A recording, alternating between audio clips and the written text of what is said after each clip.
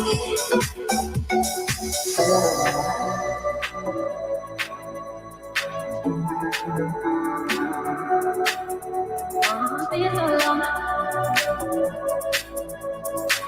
you keeping me waiting?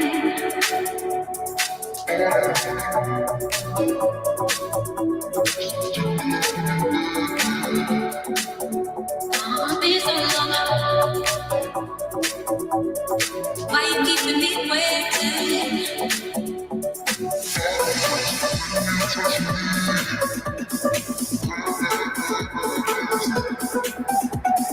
All I want is the love from you, baby.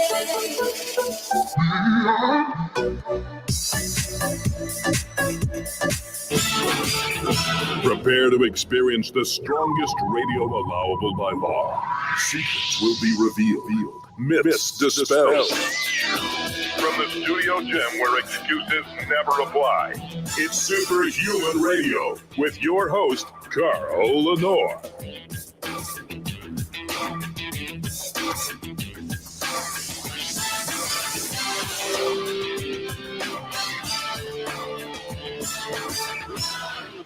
Hey, welcome back to another episode of Superhuman Radio. We have a really outstanding show for you today. I love shows where we talk about breaking science.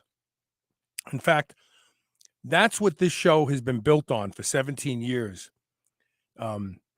We have always been on the bleeding edge of new research, way before it becomes part of the landscape of the mainstream. In fact, many of you may be seeing people promoting a supplement called methylene blue. And I interviewed the famous Dr. Bruce Ames in 2008 about his promoting methylene blue to treat Alzheimer's disease. Now methylene blue is being sold as an anti-aging supplement. So we're 10 years ahead of anything on this show. And that's why you just have to listen here and you'll learn these things first. So during the first interview, we're going to have Dr. Graydon Gonsalvez on to talk about cellular polarity and disease. Very fascinating show. And later in the show, we're going to be joined by Dr. Molly Rutherford to talk about the upcoming Kentucky Truth Summit, which I will be attending for those of you who want to come, and we'll talk about that a little bit later. Before we start, we have to thank our title sponsor, and that is none other than Legendary Foods. Legendary Foods took the Pop-Tart and reimagined it. Less than 1 gram of sugar, 4 to 5 net carbs, 20 grams of high-quality dairy protein. And it tastes amazing. In fact, your kids will love them. You can send them to school in their lunchbox, and they will ask for more when they get home. Go to the URL shrnetwork.biz/legendary, but instead of using the typical Superhuman Radio code, my good friend Jerome over at Legendary Foods can offer a 5% additional discount over our 10% discount. If you go there and you use the code J-A-Y, you'll save 15% off your Legendary tasty pastries or anything else at Legendary Foods. They have great seasoned nut butters, no sugar. I'm sorry, flavored nut butters, no sugar. They have seasoned almonds that are the best in the world. Again, shrnetwork.biz/legendary. And for a short time, use the code J-A-Y, to save 15% off your purchase today. Okay, and now we're going to change the image and get my guest on. Hi, Dr. Gonsalvez. Hey there. Hey, Carl. How are you doing? Wonderful, wonderful. Thanks for being here today. Thank you for having me. So, this research, was it preceded by anything that required this research to be done? So it had to do with the fact that, there are these neurological disorders that arise when you have a defect in some of these proteins that we work on, these motor proteins. or even some of a defect in some of the tracks that they use to transport cargo in the cell. So there were these diseases that we knew about, but we didn't know, and we still really don't know what is causing them, right? So what is actually disrupted and causing these cells to die in these patients? We still don't know, right? So it was with that sort of a reason that we kind of undertook what we're doing right now. I want to show this picture while we're talking. Yeah, sure. It'll give people. Okay, so these motor proteins, do they differ in young people versus old people? So yes, well, it's the same. It's the same proteins, but their level of activity might not be as good as we age, especially in cells. You know, there's cells in us that turn over pretty rapidly, right? And so in those cells, you're getting new proteins every time the cell sort of divides, and they don't live for very long. But those proteins can be quite functional. But you have other cells that never divide, right? Like neurons. So when they die, they're dead. And so in these cells that last for a very long time, these proteins can undergo damage over time. And so some of these processes that need to occur get less efficient as we age, unfortunately. So what are we looking at here? So because I really feel like if we describe what we're looking at, then the rest of the interview will make a lot. Got it. So I like this picture because it kind of looks like sort of an alien sort of a thing, but really this is just a cell like any other that we would have in us. And I teach the med students, but outside of that, I don't think sort of too many people that are out in the public know that within all of our cells, really, like all of them, we have these roadways, in essence, these tracks, right? And so that's what you're seeing in green. These are one type of tracks that we have in our cell, and they're referred to as microtubules. And there are proteins called motors, and these proteins are sort of like little cars or buses in our cell that will bind to cargo and transport that cargo on these tracks. So what you're seeing here in sort of yellowish to red, these are known as mitochondria. They're a type of organelle. They're responsible for producing ATP in our cells. And these cargoes, these mitochondria being just one of the many types of cargoes, is transported on these tracks by the motor proteins. Okay. So under the incident of mitophagy, mitochondria are turning over. Correct. The old dysfunctional ones are being removed. They're being removed on these roadways, right? To a degree, but they're removed from wherever they are in the cell. In order to get rid of them, there's an organelle called the lysosome, right? That's where these things are degraded during the process of mitophagy or autophagy. And so these organelles, mitochondria being one of them, need to be brought from outside, from the periphery of the cell, from the borders of the cell, towards the cell center where the lysosomes are found. And so bringing them from the outside of the cell to the inside, to closer within the nucleus of the cell, not in the nucleus, but adjacent to it, is this motor protein called dynein that we work on.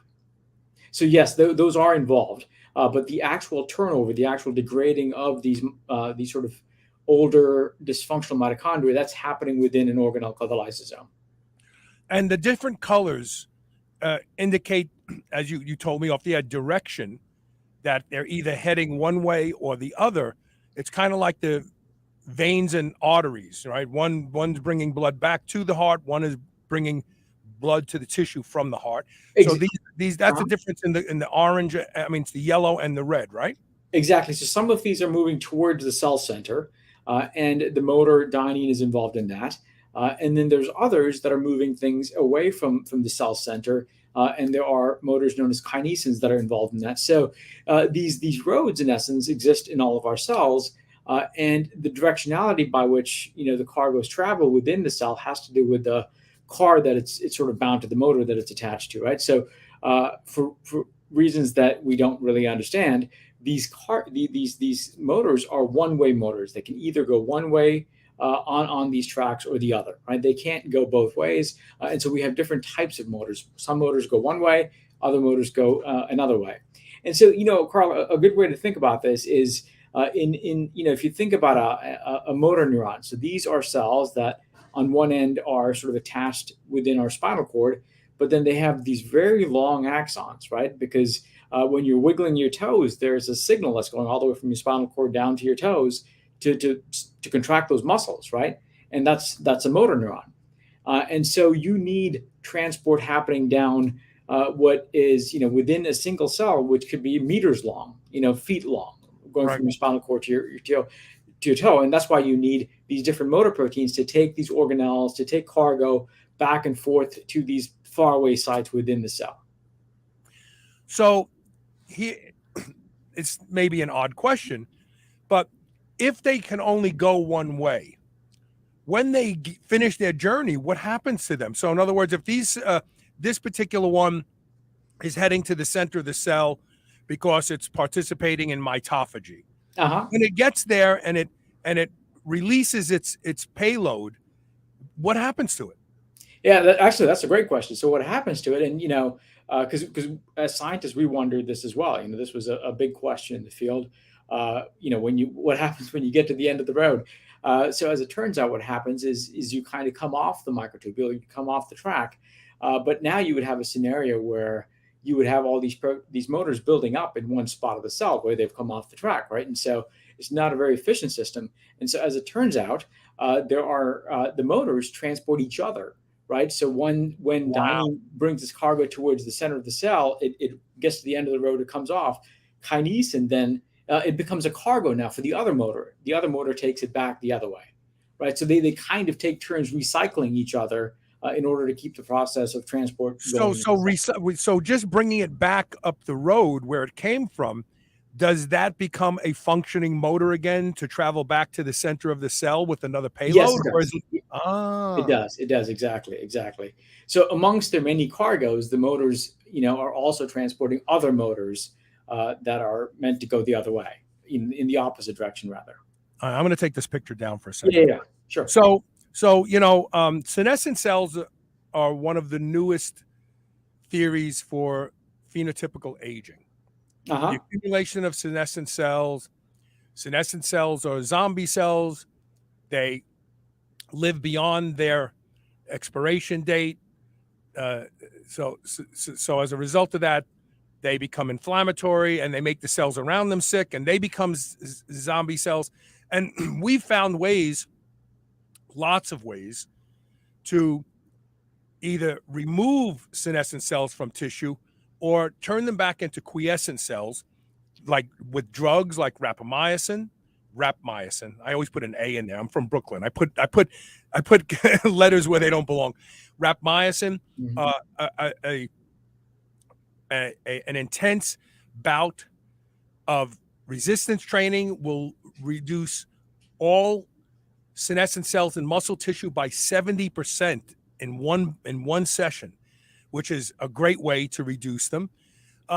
Intermittent fasting or time-restricted feeding and dasatinib and all these things are being experimented with. Even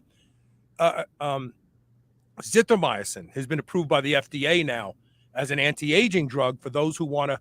I take a Z-Pak once a year because it removes like 99% of all senescent cells in all tissue in the body. So we know about senescent cells, but I don't believe that's the reason for what we call aging. I really believe it's metabolic debris accumulation. I believe that because there's a lot of people who have senescent cells and they don't function like old people. Sure. Right. But what I think happens with us every year, when you live in the same house, after a while, stuff gets cluttery, all the things you accumulate, and when you want to move out of the house 30 years later, it's like, oh my God, I gotta get rid of all this stuff to move. Could these motors be part of the problem that they become overwhelmed? They can't really keep up with the demand because we're accumulating so much debris in the body. Like for instance, glyphosate is a synthetic form of glycine that gets incorporated into tissue. And a phenomenon, I did a show 6-7 years ago about amyloidosis. It's the accumulation of glyphosate in tissue, and when the body is supposed to run maintenance and remove glycine and stuff, remove these things, break them down, recycle them, get them out. It can't do that with glyphosate because it's synthetic and the body can't handle it.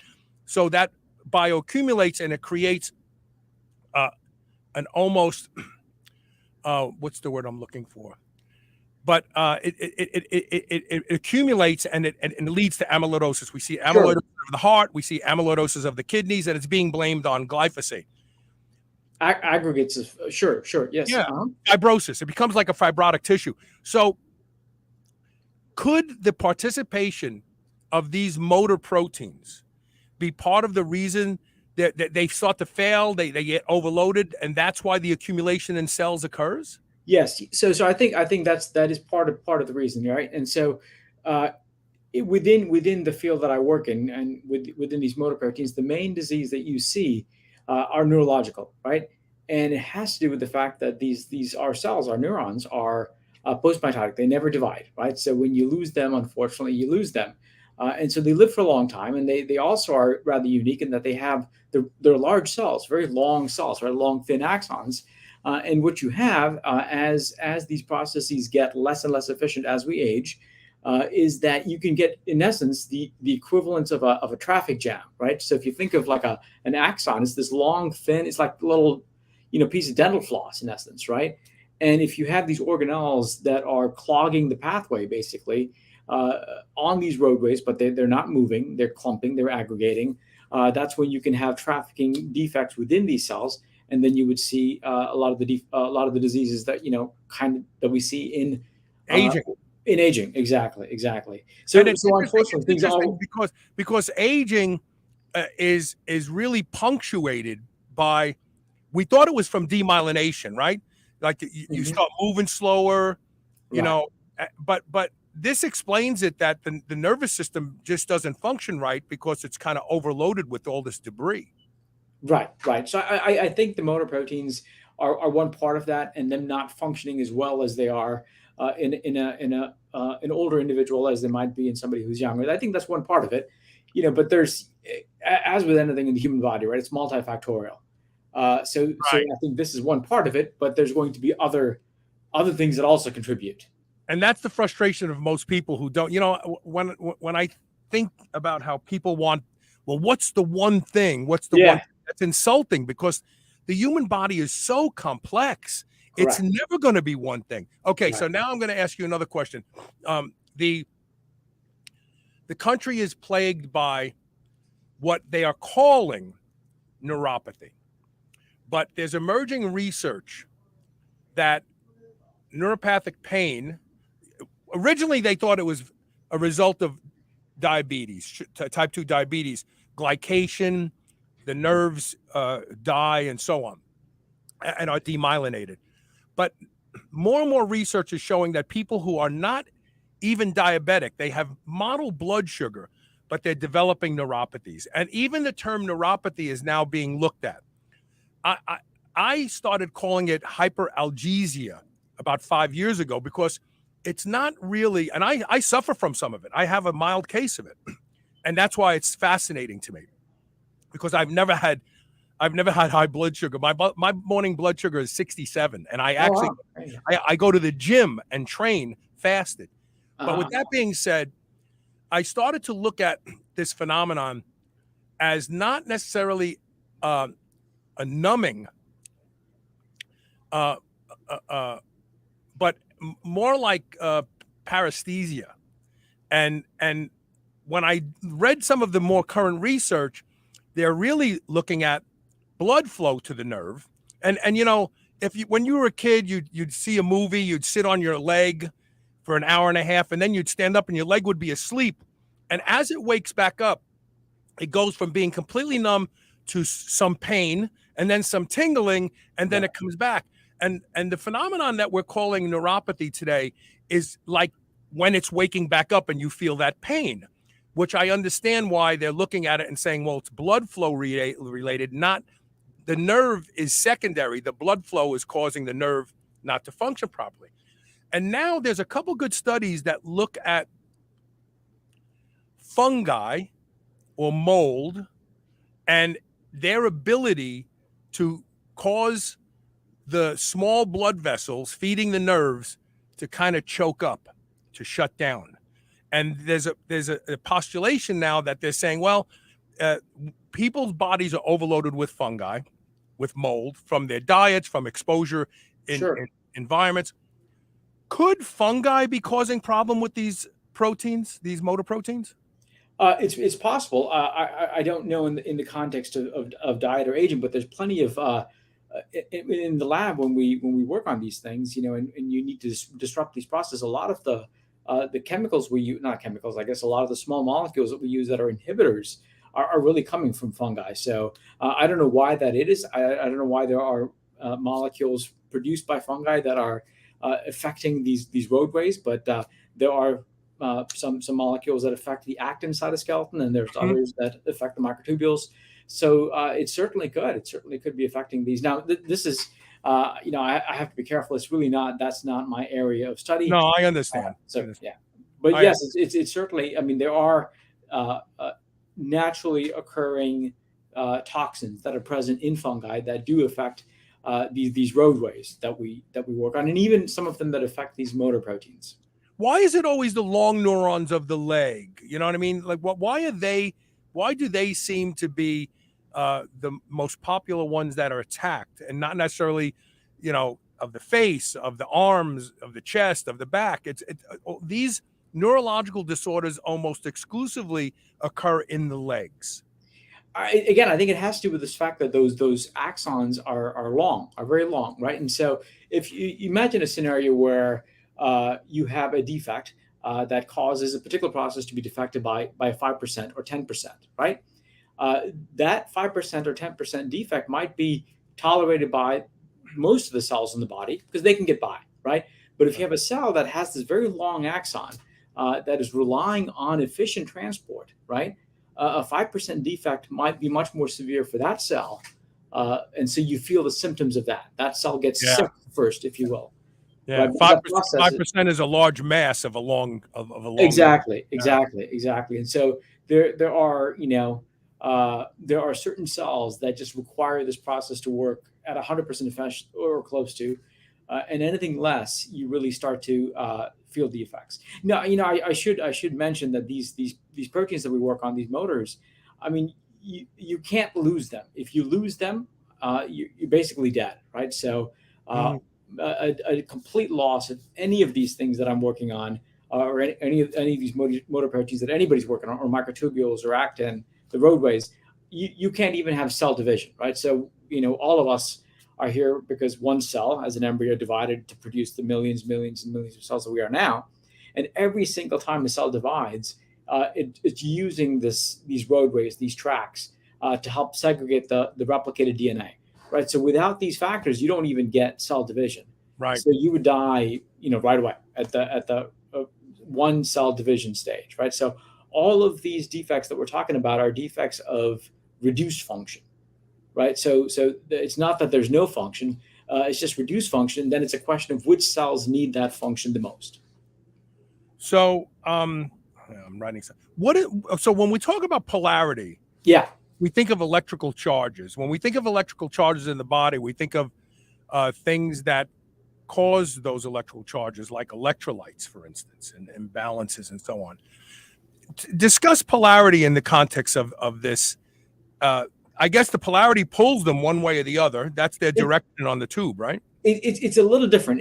Within the context of a cell, polarity, what we mean by polarity is that within the environment of the cell, there are different regions, right? So we were talking about autophagy earlier, and we're talking about mitochondria being degraded. That's happening in the lysosome, right? And the lysosome is close to the nucleus of the cell, right? So that's an organelle that is specific for degradation. There are other organelles that are closer to the cell periphery, and they need to be sorted to that site, right? So by polarity, what we mean is that within this cell, it's not a complete sphere where you cut it and everything is the same all the way through, right? There are certain things that need to be within the cell at defined areas, defined sites, and they need to be there in order to function properly, right? So when you lose that organization, that cellular organization, the cell can't function correctly. So the way I like to think about it, and this is, when I teach the students, the cell is sort of, I think of it like a house in essence, right? So we've got all these different rooms in our house, and each room then, is like the kitchen. That's where we can cook, right? Because that's where the task of cooking is easy, right? Because the oven and the microwave and such is in the kitchen. And the same thing is true in the cell. There are different sort of rooms within the cell, compartments, organelles, and those organelles are where certain functions can occur most efficiently within the cell, right? So when we talk about polarity, we're talking about how the cell is able to have these different regions that are dedicated to these different tasks. Interesting. And so the top of the cell, for instance, could be very different from the bottom of the cell in a three-dimensional organization. Is there ever an instance where you have detected one of these motors changing direction spontaneously? Not in cells. You can get them to do it in the lab, but they don't seem to do this in cells. How do you do it in the lab? How do you kind of override their system, their operating system? It's in the lab, we're talking about outside of the context of a cell, so isolated motor proteins. If there is significant force kind of pushing them in the opposite direction, they will start to go that way. But it's not physiological. Okay. So for reasons that are still not completely clear, I think it has to do with their structure. They are one-way cars in essence. Okay, I'm going to take our first commercial break early, just a couple minutes early, because I have another question that I want to ask that I'm sure a lot of the people in the audience are thinking of. We're talking with Dr. Graydon Gonsalvez. We're talking about a protein. It's a protein, right? They're motor proteins. Is that what they're there called? are actually many of them, many proteins, but that function together as a complex. And there's several of them. Yes. Okay. That actually move around inside your cells, helping the process of removing, let's just say, byproducts of cellular function that degrades over time and helping to get it out. And I really believe that the area of science that you're working on is going to elucidate some very important opportunities to create powerful senolytics, because I've had Aubrey de Grey on the show in mitochondrial theory of aging. Dr. Mikhail Blagascloni has been coming on the show since 2014 when he did his first paper on rapamycin and senescent cells. But I really think that what really explains what happens to us as we get older is the same thing that happens to us when we live in a house for 30 years. We just accumulate way too much. And I really believe therapeutic phlebotomy is an answer to it, to tell you the truth. I really think that giving blood, and there's a lot of evidence that people who give blood frequently do really well as they age, but that's another show. All right, stay tuned. We'll be right back with more. We'll be right back. Stay tuned.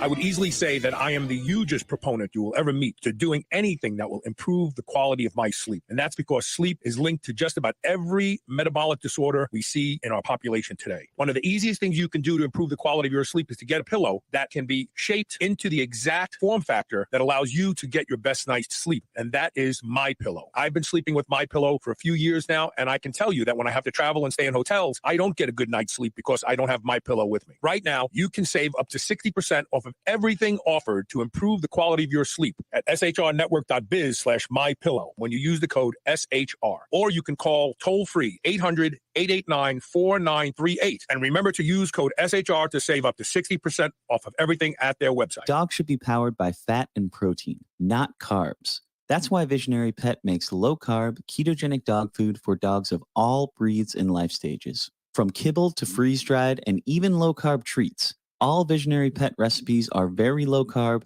ketogenic, and made with 100% real meat protein. Shop now and use code SHR for 20% off your first order today. Your dog deserves the lifelong benefits of optimal nutrition. Make the switch to Visionary and see why smart dogs eat low carb. P3OM from Bioptimizers is a patented prebiotic and probiotic supplement with Lactobacillus plantarum OM. It has now been upgraded to P3OM 2.0 with the addition of a superfood formulation that makes it 2 times stronger, as well as optimizes L. plantarum's strength. So it's more powerful than ever, which means that not only will it help you completely digest all animal proteins, it also reduces cortisol, causes deep relaxation and better sleep, and reduces stress. Go to shrnetwork.biz/P3-OM today and use the code SHR10 to save 10% off. Remember those rectangular toaster pastries you used to love when you were a kid? Well, Legendary Foods has just made them better. The new cake-style tasty pastry is like nothing you've ever had before. With 20 grams of high-quality protein and less than 1 gram of sugar, you'll feel like you're cheating, but you're not. Go to shrnetwork.biz/legendary and use the code SHR10 to save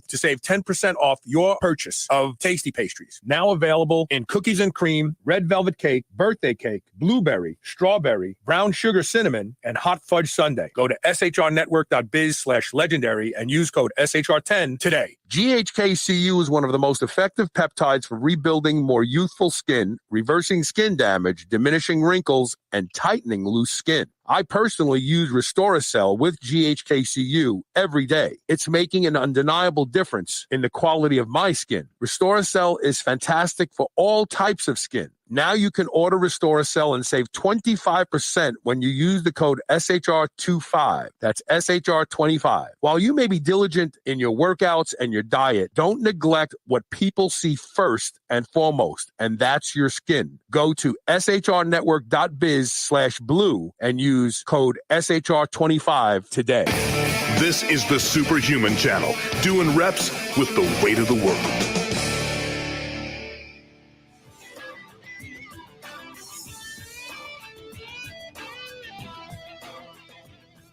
I should open my microphone. Welcome back.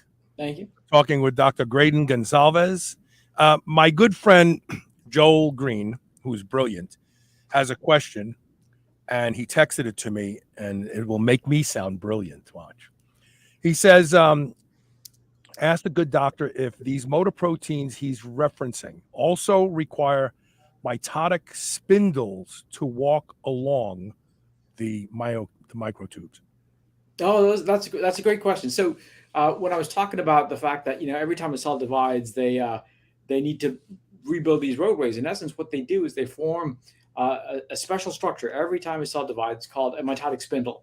And so remember that image I showed you with the green, those green things are microtubules, but that's a cell that's not dividing, right? But when it's dividing, I wish I had a picture to show you. It breaks down all that stuff that's in green. It breaks all of it down, and it forms a new structure called a mitotic spindle, where the microtubules kind of grow from either ends of the cell, and they meet in the middle. And in the middle is where the replicated DNA is, the DNA that's been replicated. And then that is then segregated to the two cells after cell division. So the motor proteins definitely traverse the mitotic spindle during that process of cell division. So yeah, of course, they're moving down there. They're establishing the spindle length. A lot of that stuff, they're involved in many of those processes. And that's perhaps the main reason why, you just can't lose them. If you lose them, cells just can't divide. So one of the things that I'm fascinated by your research is you're doing something that I've complained about for a very long time. Scientific endpoints quite often exclusively look at the sick, whether it's the specific illness. And so to do that, they have to find people and subjects or cells that are ill, and they look at those. They're like this. But there are reciprocal individuals, cohorts, cells, tissue, whatever, that didn't succumb to the dysfunction or the illness. And to me, those would be the most interesting, because why didn't they get sick? Why didn't they break? So you're actually going to start looking at the cells that didn't break in this scenario to try to find what's unique about them, instead of taking the sick cells and trying to find something that will that will just naturally correct the problem. Talk about that a little bit. That approach to science.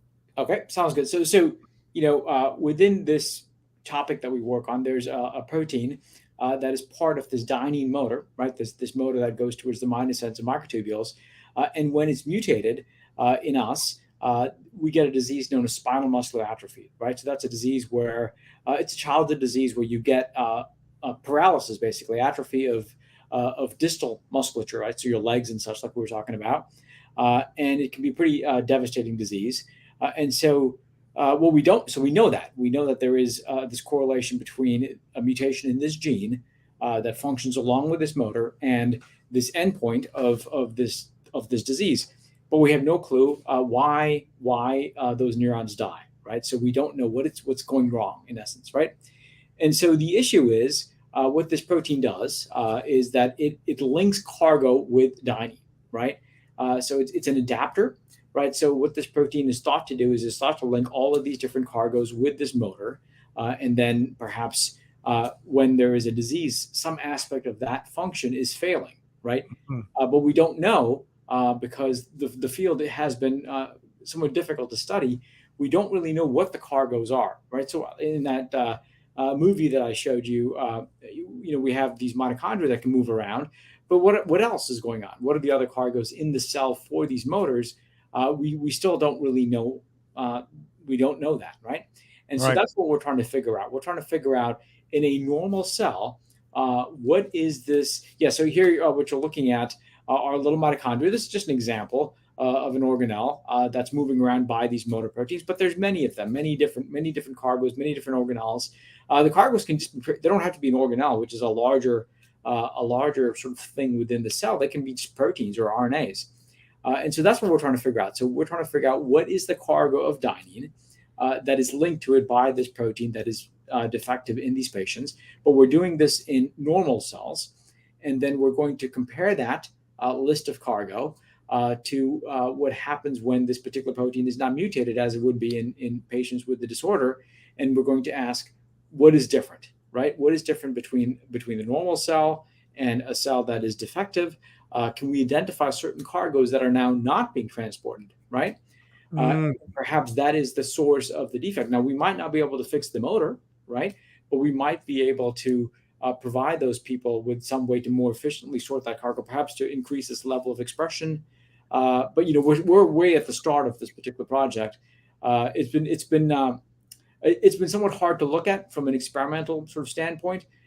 Because these motor proteins, right? If you think about what they're supposed to do, they're supposed to bind to cargo, take it somewhere in the cell, and let go of it, right?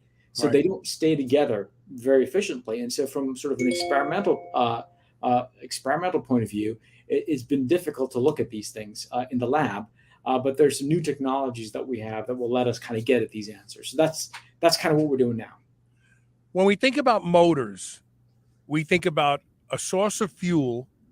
And a source of converted fuel, wasted fuel, or exhaust, for instance.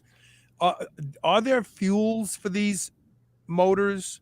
And do they leave something behind after they've expended the used fuel? Not so much to the latter, but there's certainly the fuel that they use is ATP, the thing that is produced by the mitochondria. And so that's what these motor proteins are using. They're hydrolyzing ATP. But everything in the cell, many processes in the cell is using ATP hydrolysis as a fuel. There isn't necessarily an exhaust per se as a consequence of hydrolyzing ATP. But what happens is that the longer the cell lives, just biological processes can result in the production of what are known as oxygen-free radicals. Things that can affect proteins, that can change their biology. And so the longer the cell lives, like neurons, the more of these modifications they can pick up, which is sort of detrimental to their health. But yes, so the fuel is ATP, the things that mitochondria are producing, but it doesn't really leave an exhaust necessarily from. But when ATP is cleaved, when it's used, it leaves behind free adenosine, and free adenosine creates sleep pressure, right? That's why when you use caffeine, you don't get tired, because that blocks the adenosine receptor in the brain from feeling that sleep pressure. Do people who have been identified with these faulty motors, do do they have a phenotype? Yeah, they're always tired, chronic fatigue, anything like that? Not that I've seen. Again, these are mostly childhood disorders, right? So they're not like some of the other neurological disorders that are sort of adult onset, or things like Alzheimer's or ALS or something like that. So these are typically in kids, and depending on the severity, they can what ends up happening is the paralysis sort of spreads from their feet towards their core, and they sometimes they don't make it far in life, unfortunately.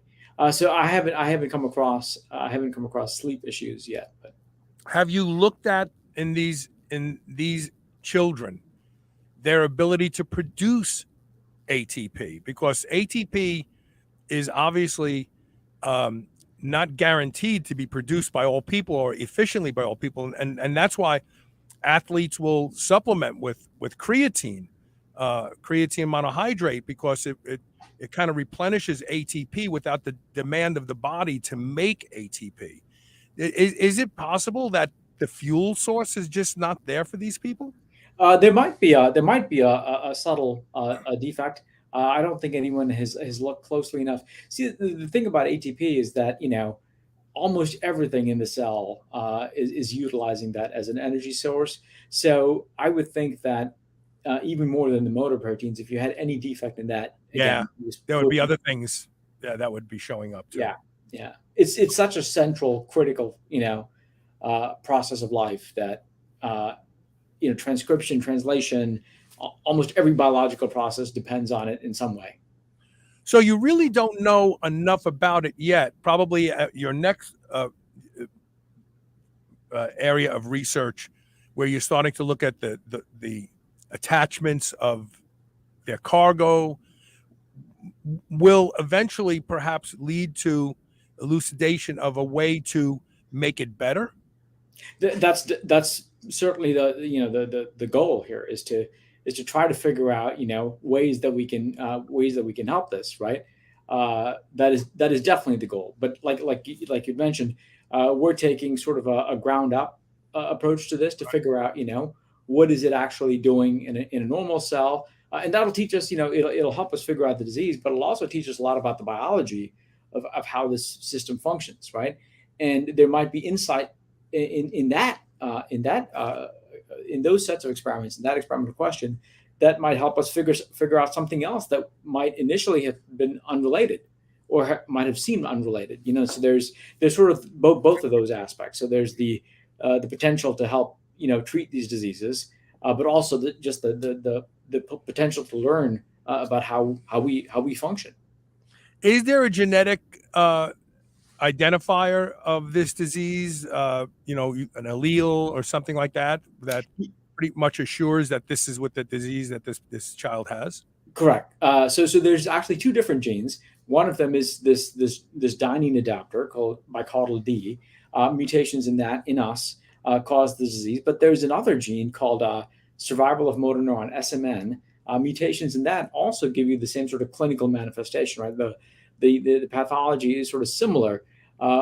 So it isn't quite clear right now whether both of these genes are functioning, whether they have a common function, or whether you can also get a disease that has the same symptoms from two different sorts of molecular reasons, from two different cellular reasons. So we don't know that yet. So right now there's two genes in the vast majority of cases that, if they're mutated, will give you this disease. So do we see those genetics in the parents, where they're, it's when the mother and the father have this genetic mutation, then the child is more likely to have it? Or are these possibly epigenetic manifestations? No, these are not. These are not epigenetic in the sense of how things are expressed, or histone modifications. In the case of SMN, it's a recessive phenomenon, right? So when you have two copies, when the mother and father both have it, the child has a chance of getting it.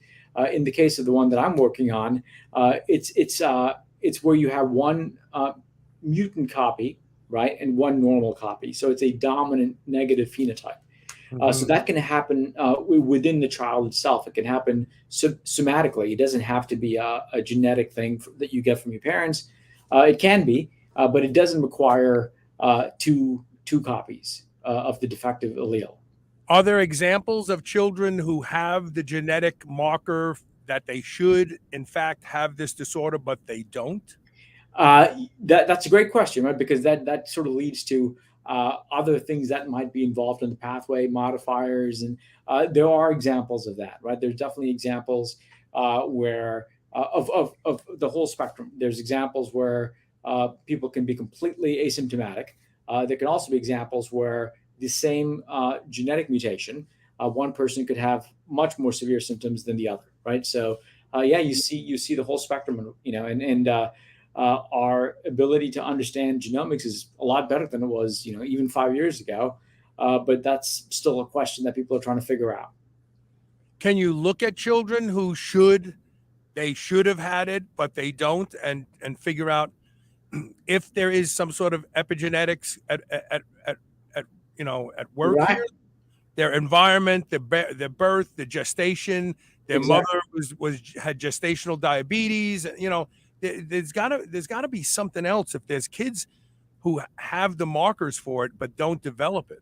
Right. That's certainly the things that can be done. That's definitely and I'm sure there are people who are looking at it. So in science, right? I mean, I'm not an MD, so I'm a PhD, and so Right. and I don't really work with patients, and so there are those who do, and so there are those who perform more clinically oriented sort of research. Our focus is a bit more, not focus, but our expertise is a bit more basic science, right? And so really we kind of do our own thing, and then collectively, you sort of look at the data collectively, and then sort of the public benefits from that. And so rather than me trying to learn how to do something that somebody else can do a better job of anyway, I sort of leave that aspect of the research to those folks.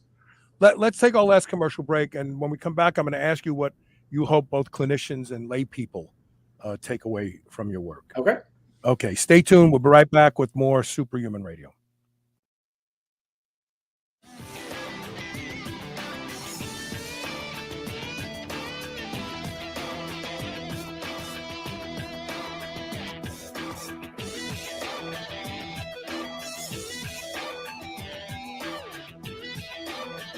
There are lots of concerns about food supply today. That's why you need White Oak Pastures. White Oak Pastures will deliver food right to your doorstep. You don't even have to go out and be disappointed by shopping in grocery stores. The finest beef, pork, lamb, duck, and more can be found at White Oak Pastures. And now they even have seafood. And best of all, White Oak Pastures has a negative carbon footprint, which means that you don't have to feel guilty for eating your ribeye. Go to shrnetwork.biz/white oak and use the code SUPERHUMAN to save 15% off. P3OM from Bioptimizers is a patented prebiotic and probiotic supplement with Lactobacillus plantarum OM. It has now been upgraded to P3OM 2.0 with the addition of a superfood formulation that makes it 2 times stronger, as well as optimizes L. plantarum's strength. So it's more powerful than ever, which means that not only will it help you completely digest all animal proteins, it also reduces cortisol, causes deep relaxation and better sleep, and reduces stress. Go to shrnetwork.biz/P3-OM today and use the code SHR10 to save 10% off. Never before has a product been so appropriately named as Botanic Tonics Feel Free. This plant-based elixir combines a variety of different effective compounds, all from raw plant materials that at different doses provide you with completely different experiences. A third of a bottle puts you in the zone and makes you very focused and is ideal for a non-stimulating pre-workout. It also has a mild analgesic effect for us older lifters who have soreness and little pains and aches that keep us from training as ferociously as we want. A half a bottle will create a mild euphoric effect that will allow you to forego consuming alcohol, but still be socially lubricated and have fun. I have never had a product deliver on its name the way Botanic Tonics Feel Free does, and I won't ever be without it, and you shouldn't either. Go to shrnetwork.biz/feel-free and use the code SHR40 for 40% off your first order. I promise you, you will not be disappointed. Remember those rectangular toaster pastries you used to love when you were a kid? Well, Legendary Foods has just just made them better. The new cake-style tasty pastry is like nothing you've ever had before. With 20 grams of high-quality protein and less than 1 gram of sugar, you'll feel like you're cheating, but you're not. Go to shrnetwork.biz/legendary and use the code SHR10 to save 10% off your purchase of tasty pastries. Now available in cookies and cream, red velvet cake, birthday cake, blueberry, strawberry, brown sugar cinnamon, and hot fudge sundae. Go to shrnetwork.biz/legendary and use code SHR10 today. GHKCU is one of the most effective peptides for rebuilding more youthful skin, reversing skin damage, diminishing wrinkles, and tightening loose skin. I personally use Restoracell with GHKCU every day. It's making an undeniable difference in the quality of my skin. Restoracell is fantastic for all types of skin. Now you can order Restoracell and save 25% when you use the code SHR25. That's SHR25. While you may be diligent in your workouts and your diet, don't neglect what people see first and foremost, and that's your skin. Go to shrnetwork.biz/blue and use code SHR25 today. This is the Superhuman Channel, where brawn and brains finally meet.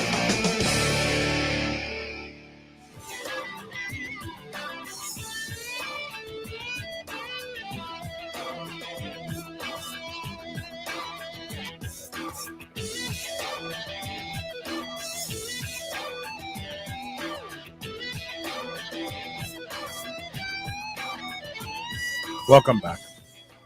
This is fascinating. There's a large portion of my audience that doesn't really appreciate deep dives into science. I pride myself with having probably the most intelligent podcast audience in the world because they know what mitophagy is. They know what autophagy is. They, epigenetics. We talked about epigenetics ad infinitum. But there are still people out there who get bored with this. But the problem is that future populations must become stewards of their own body. They must understand science. I know they don't want to, but if you're just taking your advice from the girl on the morning show, I remember Dr. Dale Bredesen has been on the show a couple times, and he has done some breakthrough work with reversing the symptoms of Alzheimer's disease. I don't know if you know who he is, a UCLA trained physician, neuroscientist, and a professor. He has a great book. It's now on the New York Times bestseller list for like 3 years in a row. And it's called The End of Alzheimer's. And his approach to his results, he came on the show after he published his first paper with just 20 people. And then he came on again when he published his second paper, which was a multi-centered, because he wanted to show that this didn't just happen in his lab. And it was in about 6 or 7 university hospitals that they did it. And 200 people walked away from that study with completely asymptomatic of the Alzheimer's disease that they walked in with. He can't say he cured it because we don't even know what it is, The whole thing about the tau proteins and amyloid, that's all gone by the wayside. We realize that there's very healthy people who have tons of amyloid in their brain and they don't have Alzheimer's disease. The most plausible theory is insulin resistance of the brain, which I started talking about on this show 10 years ago. Now they're calling it type 3 diabetes. But my point is that we talk about this science here because it's important to people to learn that you're going to have to like and embrace some degree of science. You're going to have to level up, like they like to say, like young folks like to say, and elevate yourself, So while some people may be listening to this and think, what's the big deal? It'll come back in 5 years that this was an important interview. That's quite often what happens with my show. Because then it hits the mainstream and now everybody's buzzing about it. And you could have learned about it 5 years earlier on the show. What do you hope both clinicians and lay people take away from this particular study? So let me speaking to a lay audience first, right? It's one of those things where we as scientists we try to do our best to keep things as understandable as possible, right? But it's one of those things where, each of our fields we get so entrenched within it, and we end up after years and years of education, we know a lot about a very small little thing, right? But we know a lot about it. And so talking to folks in a simple way where, somebody who's not a scientist can also appreciate and understand it can sometimes be difficult. We're trying our best with that. But what I would like to say, yes, it would be great if, every experiment that we set up was, a home run. That would be great, right? But a lot of times, it might seem a little boring, but you really have to do the work, and you really never know sometimes how it's going to turn out and what's going to be that sort of home run hit, right? Let me give you an example. I'm sure you've all heard about, or your audience probably has heard about CRISPR, right? Which is this technology, right? Where it's going to perhaps change the way, diseases are worked on and cured.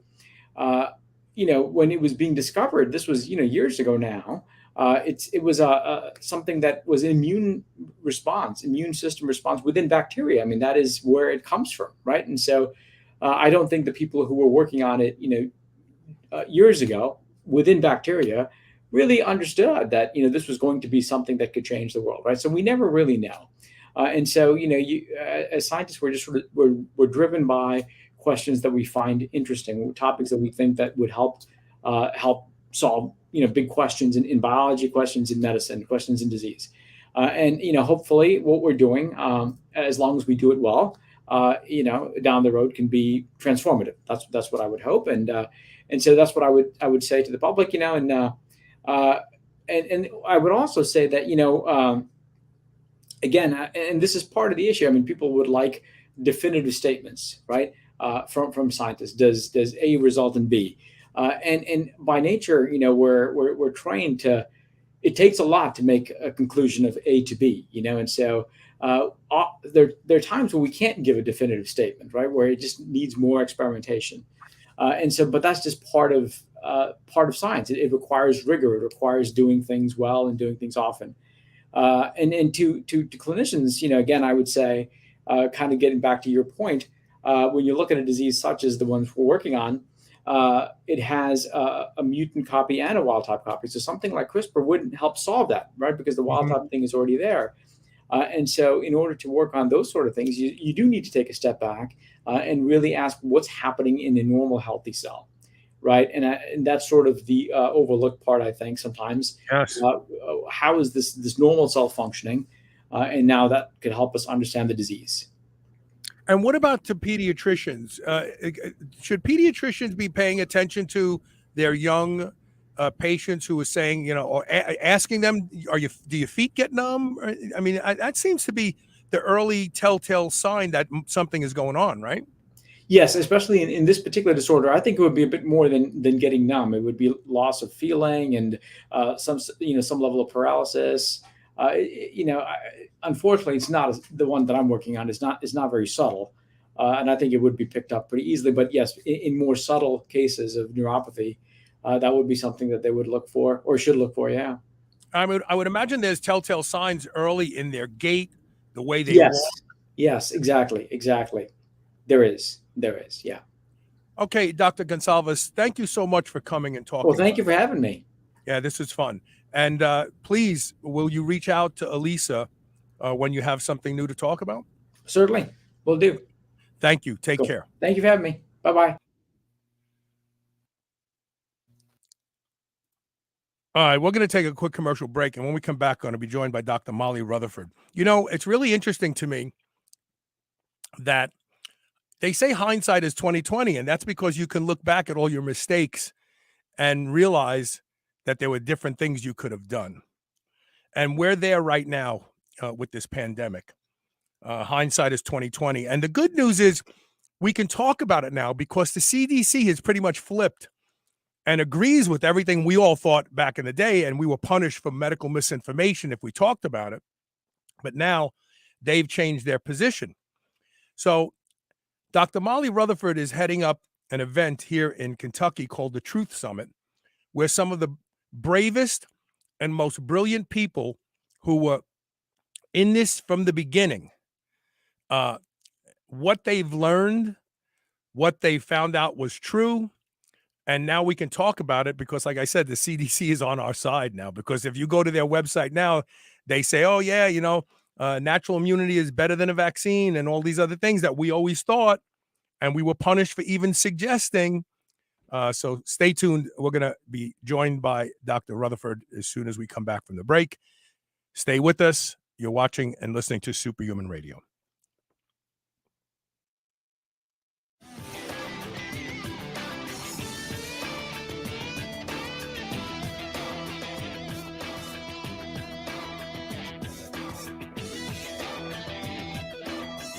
GHKCU is one of the most effective peptides for rebuilding more youthful skin, reversing skin damage, diminishing wrinkles, and tightening loose skin. I personally use Restoracell with GHKCU every day. It's making an undeniable difference in the quality of my skin. Restoracell is fantastic for all types of skin. Now you can order Restoracell and save 25% when you use the code SHR25. That's SHR25. While you may be diligent in your workouts and your diet, don't neglect what people see first and foremost, and that's your skin. Go to shrnetwork.biz/blue and use code SHR25 today. There are lots of concerns about food supply today. That's why you need White Oak Pastures. White Oak Pastures will deliver food right to your doorstep. You don't even have to go out and be disappointed by shopping in grocery stores. The finest beef, pork, lamb, duck, and more can be found at White Oak Pastures. And now they even have seafood. And best of all, White Oak Pastures has a negative carbon footprint, which means that you don't have to feel guilty for eating your ribeye. Go to shrnetwork.biz/white oak and use the code SUPERHUMAN to save 15% off. I would easily say that I am the hugest proponent you will ever meet to doing anything that will improve the quality of my sleep. And that's because sleep is linked to just about every metabolic disorder we see in our population today. One of the easiest things you can do to improve the quality of your sleep is to get a pillow that can be shaped into the exact form factor that allows you to get your best night's sleep. And that is MyPillow. I've been sleeping with MyPillow for a few years now, and I can tell you that when I have to travel and stay in hotels, I don't get a good night's sleep because I don't have MyPillow with me. Right now, you can save up to 60% off of everything offered to improve the quality of your sleep at shrnetwork.biz/MyPillow when you use the code SHR. Or you can call toll-free 800-889-4938.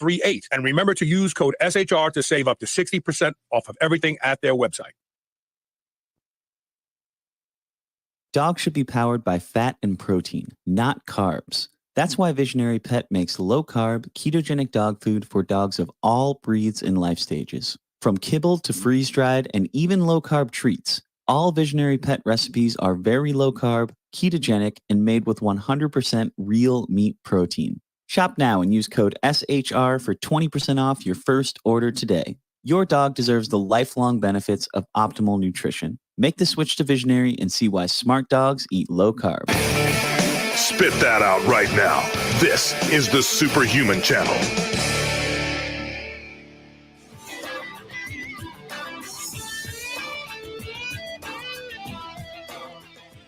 I met Dr. Molly Rutherford at the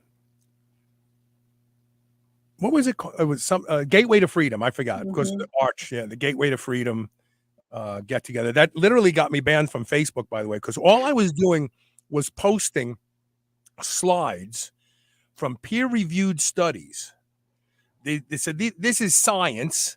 I was posting science, and they said I was spreading medical misinformation.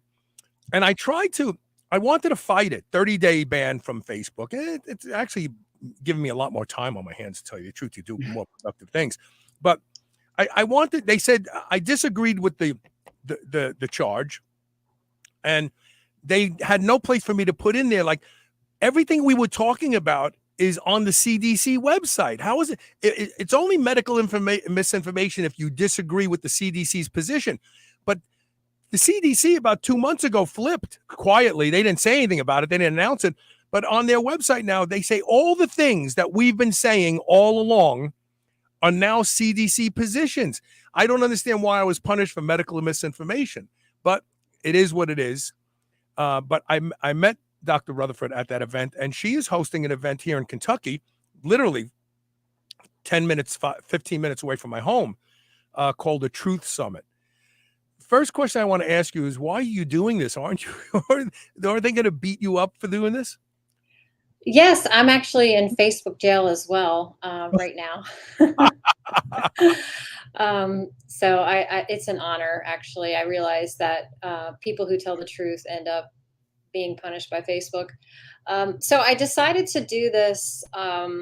Really, I've been following my colleagues from the Pandemic Health Alliance Global COVID Summit, many of the people that you met in St. Louis since the beginning of the pandemic. And then I've had the privilege to meet many of them at other meetings. And so I wanted to bring the actual data, the truth, to my community in Kentucky. I've been involved from the beginning, trying to educate. And I just really am doing it for my community. I hope that more people will come. I hope a lot of people come. My question to you is, are people in Kentucky aware? Like, I don't know why I feel like maybe it's because the media is so left slanted here. Like, it's ridiculous in Kentucky. They are so left. The news, the newspaper.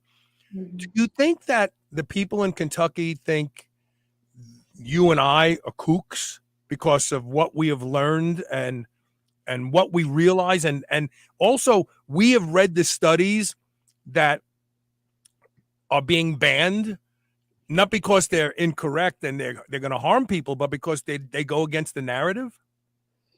I think Kentucky's probably more awake than many states. I think that in my experience, just among my patient population and friends of mine in the community, they tend to be more free thinking, more skeptical of the federal government, more skeptical of the institutions. And I think that has a lot to do with what we experienced during the opioid epidemic.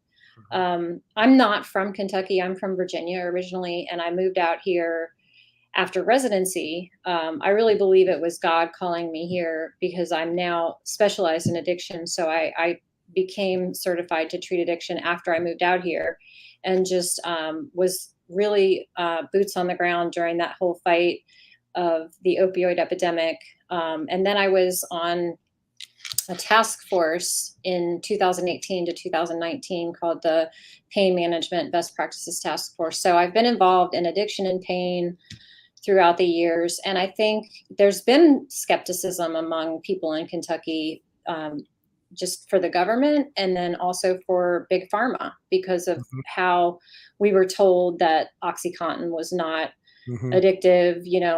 Doctors in Kentucky were encouraged to prescribe that medication, and then we've seen, the deaths follow. So, but in my community, when I tried to educate the school board and then the Board of Public Health, I received a lot of pushback, which was surprising to me because I really did present the data and the studies, and it seemed like just the propaganda and the narrative took over, and people did think that I was, somehow fringe or that I was pushing misinformation, which was not true.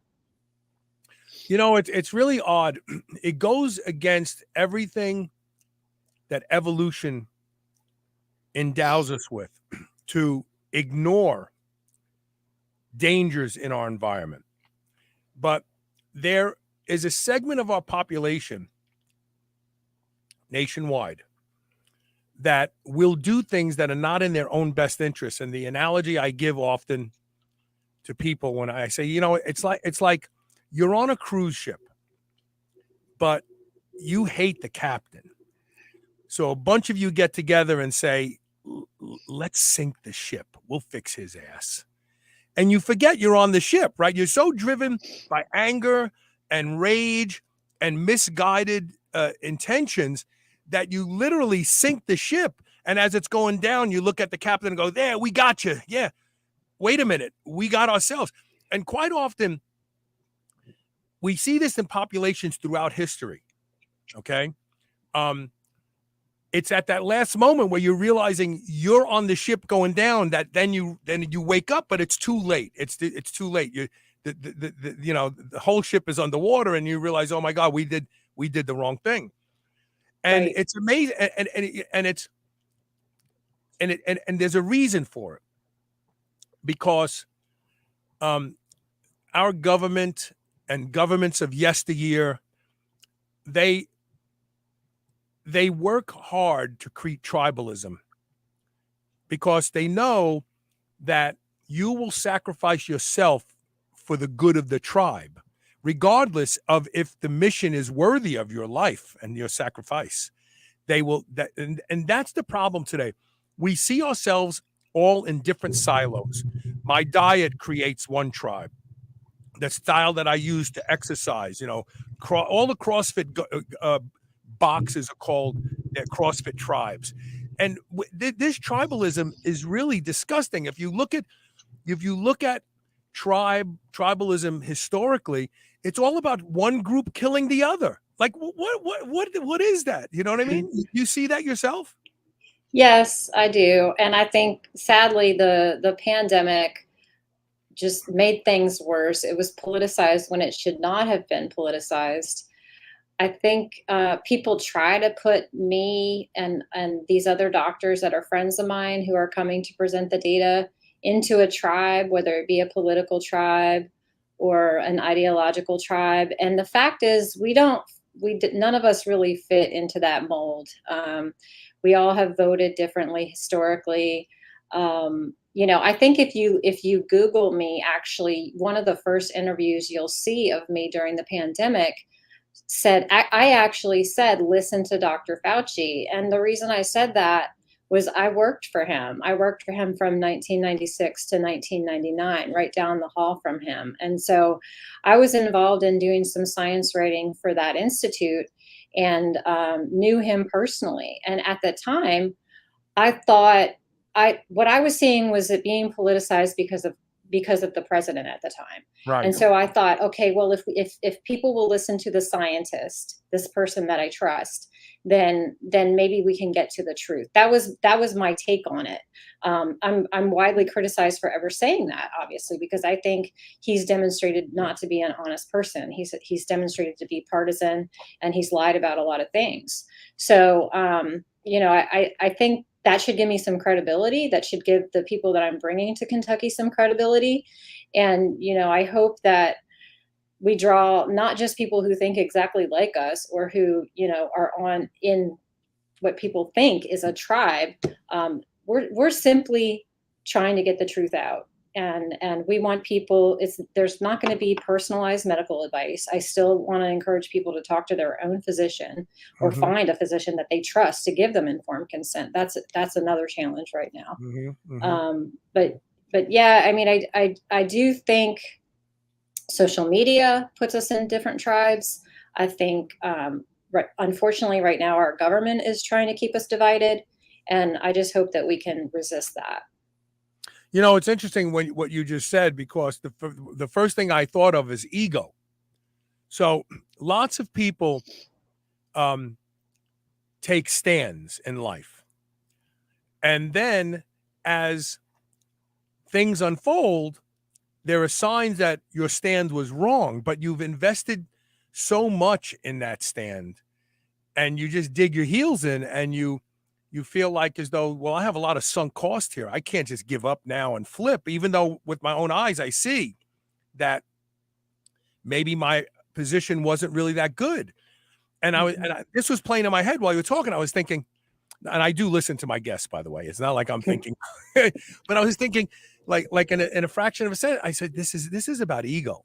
These people who are making stupid decisions, and they know they're making stupid decisions, but they're empowered by their tribe accepting them because they're making those stupid decisions, and their ego will not let them unclench and go, I was wrong. I got to change, because my own future is at risk here if I stay on this bus. It comes down to ego. It takes a big person in this life, especially in this world where everything you say and do travels 1,000,000 miles an hour around the world, to go, well, I was wrong. I was wrong. And Yes. people don't want to do that. They don't want to say I was wrong. I agree. I agree. I have no problem with it. It's funny that you bring that up because prior to this pandemic, I would say that I was very pro-vaccination in general. And I just want your audience to know that we are brainwashed. We're educated to look at people who question vaccinations or immunizations in general. We Mhm. are we are taught to look at them with distrust or disdain or as if they are somehow uneducated. And just this entire pandemic has changed my viewpoint on that. I completely understand why people want to protect their bodily autonomy and why they question things, especially seeing what has happened with the pharmaceutical industry and government during the opioid epidemic. And none of it is new. It's been going on since the mid 20th century, where our government agencies have become corrupt. People that work within the FDA leave the FDA, they go work for pharmaceutical companies. Hey, that should be, you should not be able to go to work for a pharmaceutical company for 15 years after you leave the FDA. I agree. I agree. I hope that we can reform that in some way. But it's just it didn't come as a shock to me, I think, because of what I went through the opioid epidemic. But I know that many of my friends who are starting to realize what's happening now, um, whether they, ended up getting all of the shots they were supposed to take and then got COVID anyway.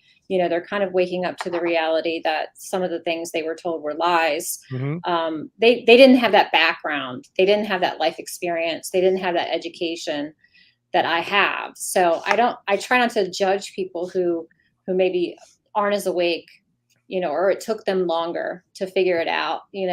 Well, it's Um, confusing. It's confusing to people. I have never been against immunization.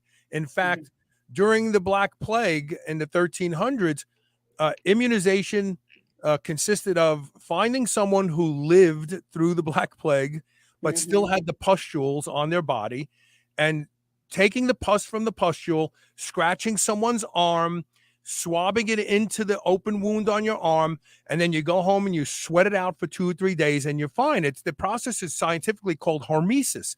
Hormesis is real. You build up resistance to things that don't kill you. So a small amount doesn't kill you, but it makes you resistant. And then if you do catch it by chance, but you don't, because in the past, vaccines uh, have been sterilizing. In other words, when you got the polio vaccine, you didn't get polio. It's not like you got a weaker version of the polio. It wasn't like you didn't get it. And we've become accustomed to expecting that from vaccines. It's hard to correct. call something a vaccine if you can still get it.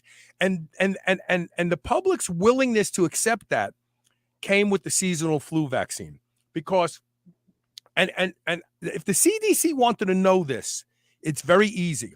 When people go to the hospital and they are diagnosed with the flu, they just have to ask one question: did you get the vaccine? And they log that into their chart, and the CDC could have taken millions of records and said, wow, the seasonal flu vaccine is only like 30% effective, which it's estimated to be now, uh, Mhm, because like a lot of these people got it and they still got the flu. But instead, they didn't want that information because they didn't want to be culpable and have to report it. So they just ignored it. But I think everybody knows now the flu vaccine, except for it should be warranted only for the most vulnerable, the very, very mhm, old, who already have comorbidities, and the littlest thing, boom, they're going to fall over.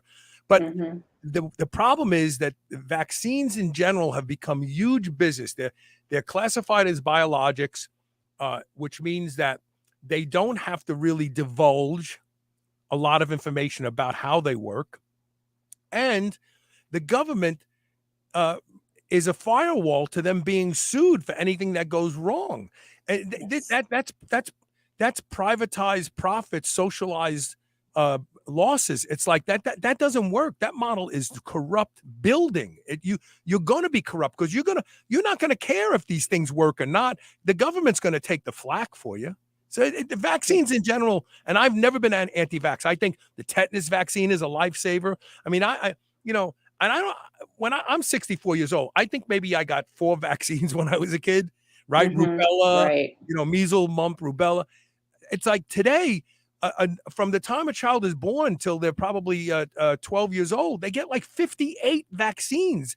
Just the sheer volume should make people go, wait a minute. I Is that know. necessary? And they keep increasing it. But you just pointed out another example where they try to make, supportive vaccines a black or white issue. And it can be gray. I say that I'm pro informed consent. I'm Yes. pro individualized medical care. So I'm pro letting that person have a conversation with their physician who knows their background, knows all of their allergies, all of their issues. That's really the ethical way to do medicine, with the public health department, educators, politicians going out there making statements, pastors going out there making statements about whether or not somebody should get a medical intervention. That is not ethical. It's not appropriate. And I'm just still shocked that we've been seeing that throughout this whole last couple of years. Well, you've got people that are willing to participate. That's the real problem. So let's talk about the Truth Summit. What's the dates? When is it? October 8th is a Saturday. And so we're going to have if you go to KentuckyTruthSummit.com, you can see the people who are coming. We have several physicians who are coming to talk about various science issues, and then also about medical censorship. And then we have some people who are coming to speak out about how they were harmed by some of the mandates, by some of the nonsensical mitigation efforts. That didn't work, by the way. That didn't work. Vaccine every time they mandated masks, we saw a spike in infections. That Right. like that alone, like critical thinking. Wait a minute, we're doing more and more of this, and people are getting sicker and sicker. Maybe that's not working. Well, and in Jefferson County right now, they just a few days ago, I think they let go of the mask mandate, but they left it open so they can bring it back if cases in Jefferson County reach a certain point. And it's unbelievable at this point. But I can tell you, I've spoken to physicians that I respect and that I know. I'm friends with them. A year ago, who supported putting a mask on toddlers. And to me, I don't know if it's just that I have more of a perspective, like a big picture perspective on things, but I from the very beginning, I could see that what we were doing, or what the government was trying to do, was not going to help prevent this virus from spreading, and it was going to make so many other things worse. We've seen homicides, suicides, mental illness, Yes. Relapse. My cousin died of relapse on opioids in December of 2020. Unfortunately, he was probably about to be placed into a professional rehab facility. He was an attorney, and they wouldn't let him in until he had a negative COVID test. He didn't have any symptoms. So I call that a casualty of what the government has done since the beginning of COVID. And I attended maybe 2 or 3 funerals throughout that year of previous patients who had been doing well in their addiction recovery. And then when the pandemic started, with all of the stress of, not being able to work, being isolated, they relapsed.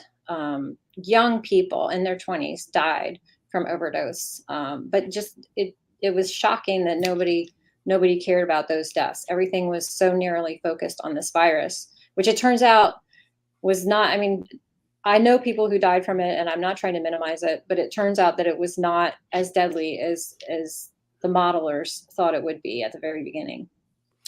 Elisa and I got it very early on. We went to Toronto to get on the Queen Elizabeth, the QE2, I guess it was, I think it was the QE2.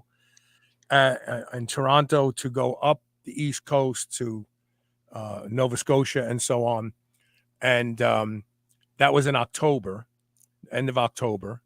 And I encountered a woman on a hop-on, hop-off bus tour, and an elderly woman, and she was coughing into her hand.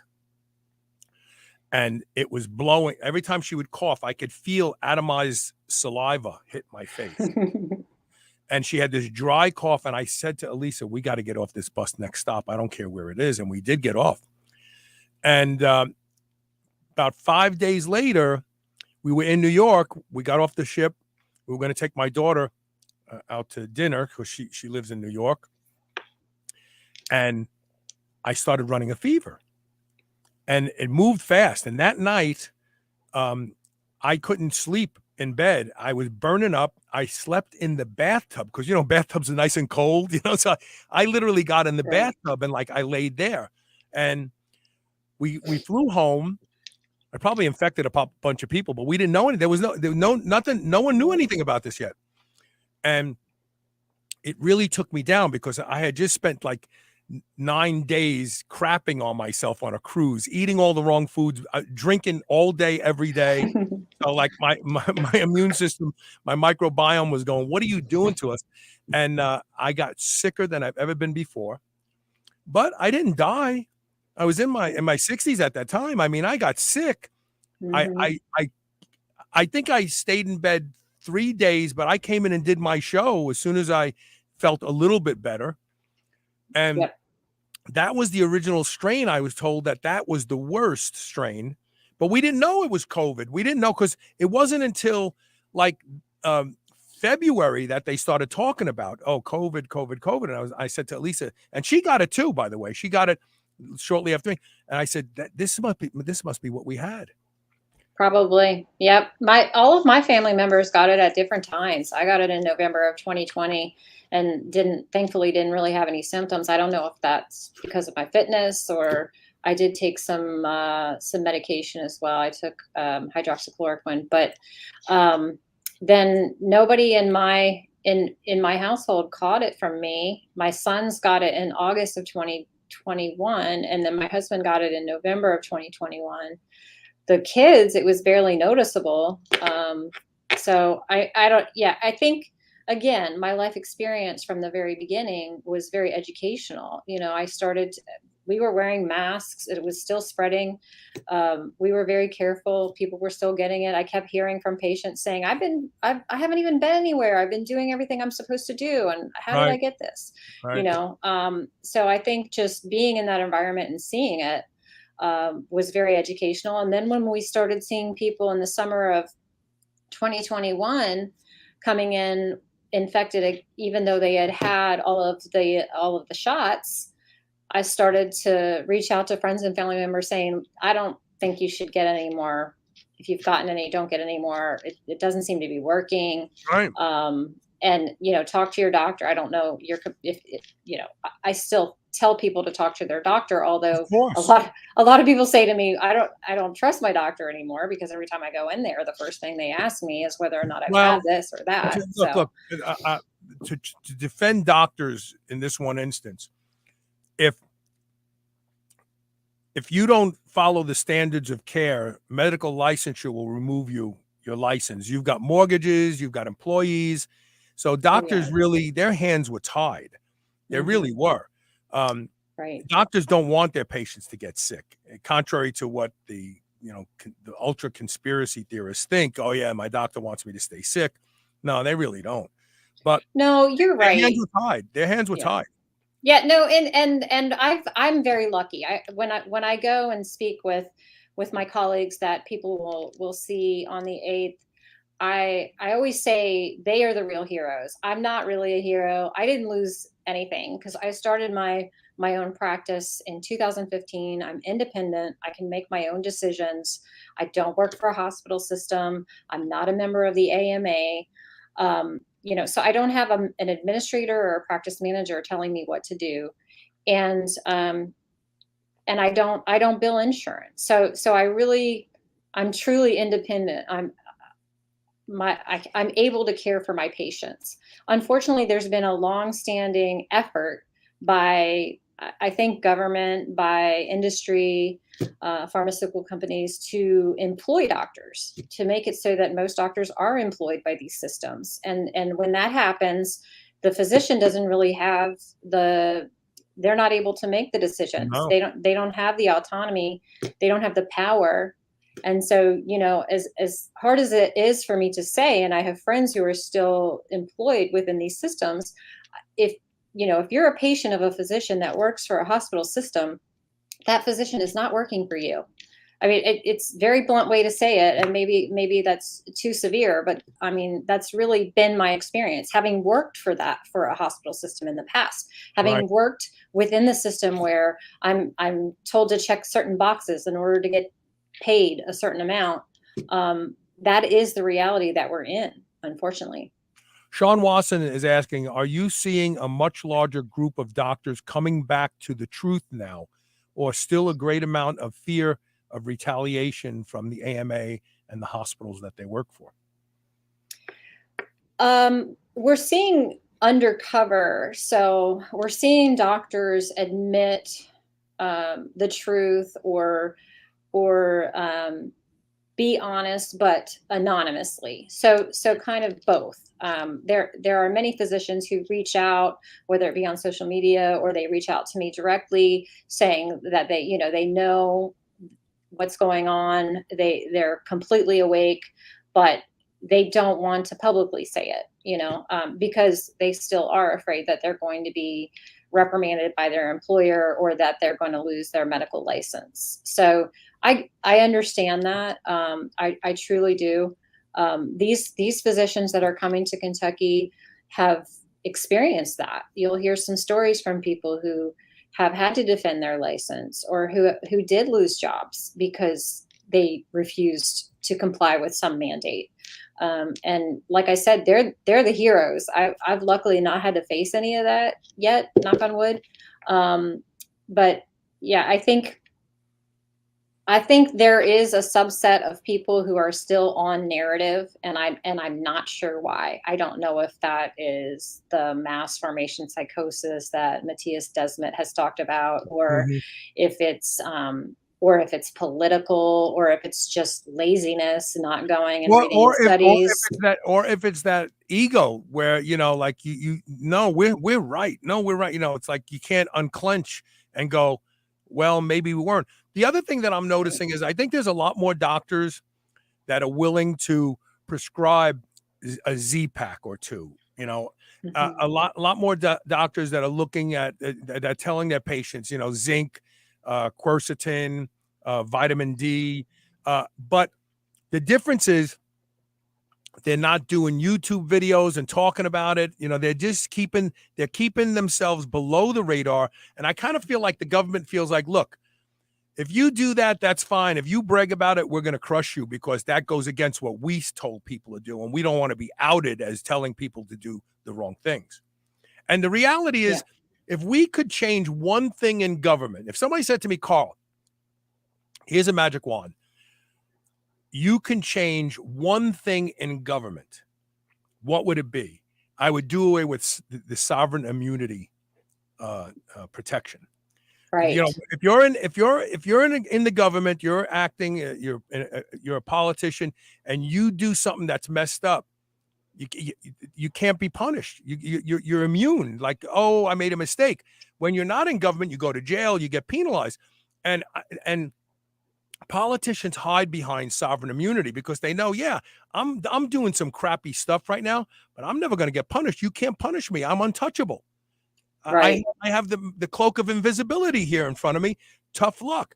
We have to do away with that cloak of invisibility. We have to change the laws that protect politicians from being held culpable for the horrible things that they do, especially when it's not an accident. When you can show, like, that you covered this up, you're going to jail. And not only should they go to jail, but all money that they have should be, like, in other words, not only should they be bankrupted, but their future generation, because this is, a lot of them think to themselves, yeah, that's fine, put me in jail, but my family is set for life. They're going to be, so you have to destroy them, but you also have to destroy their family. And then, because a lot of them justify what they're doing, like, well, I got to do this for my family. I got to take the bullet, but it's for my family.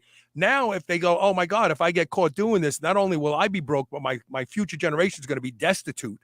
They may think twice about taking that step. Right. I do think here in the United States, we're really lucky that our founders were so smart. We've had the example of Florida that went against the narrative and have been so successful.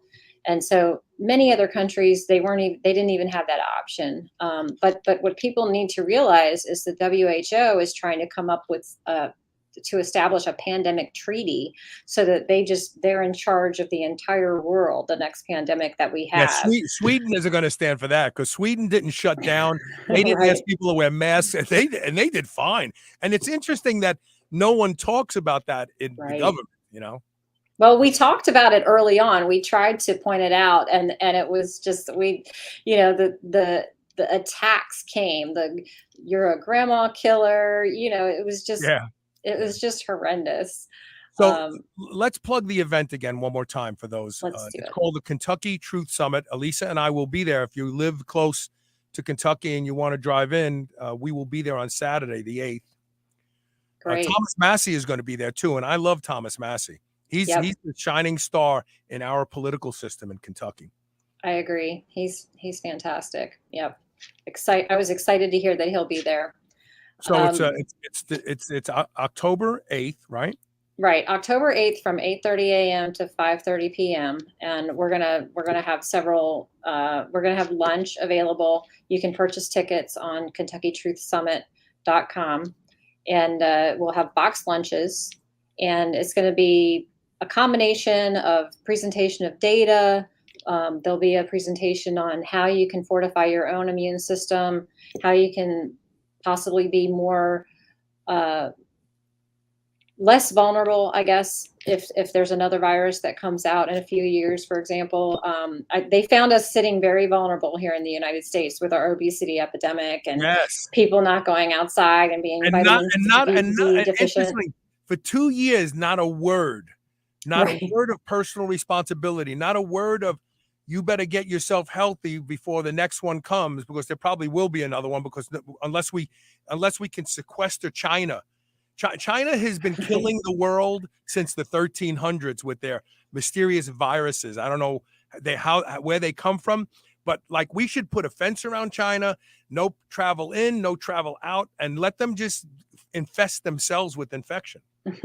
Really? Well, and we all rely too much on processed food. I know it's more expensive to eat whole foods, but honestly, if you eat whole foods, you're not going to need to eat as much because your body's hormones are going to react appropriately. So I just hope people will come and learn these foundations to help yourself be healthy. And then we're going to hear from some people who have been fighting throughout this pandemic. We're going to hear from people that unfortunately, lost loved ones from some of the mandates, from some of the injections. Immunizations, injections. So the mainstream media is not talking about it, and it's really unfortunate. So I hope that we can attract people from all realms to come and learn. You know what? Social media platforms that keep trying to stop people from talking about this stuff, you will be seeing in history, and the employees that make those decisions to ban somebody from Facebook or ban somebody from YouTube,